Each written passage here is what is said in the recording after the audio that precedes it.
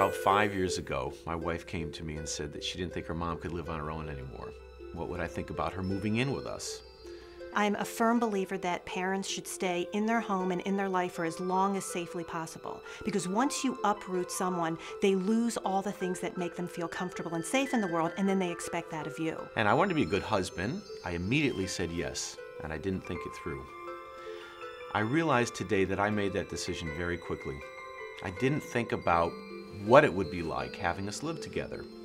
For the past 6 years or so, I've been caring for my elderly father.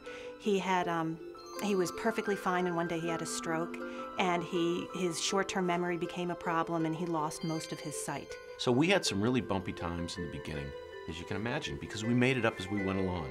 We didn't plan out anything. We just kind of let it happen. I'd had so many clients along the way who were living with their elderly parents, and so I had developed a philosophy or a course of action to make it as effective as possible. I started looking around for resources, like a book or something to help me get through this process.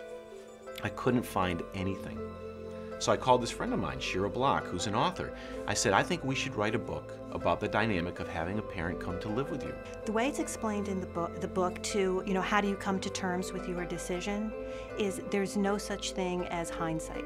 You look back, I would have done this, I should have done that. Forget it. Don't waste your time. I think one of the most important things that I learned is that you have to accept this person as a member of your family and not see them as a guest in your house. There's that old joke that house guests are like fish. After 3 days, they both start to stink. So to create the family unity, it's like, this is our structure, this is how we operate our family. We're open and generous enough to welcome someone else in, but this is how we do it. There's an unconditional love that you have for your children.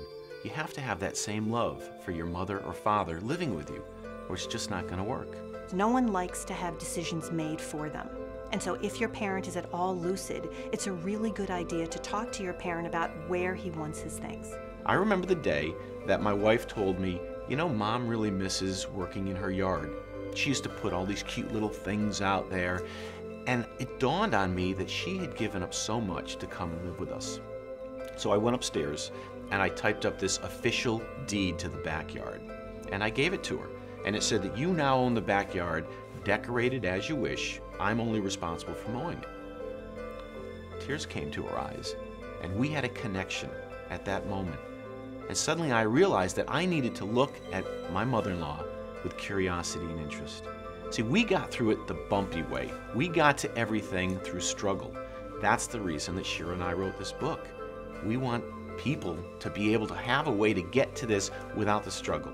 So this way, you're knowing what you're thinking, what you're feeling, what you're capable of. If you go in cold, everyone can tell you what you feel. It becomes too chaotic. Always know what you can do. And that's, of course, discussed in When Your Parent Moves In.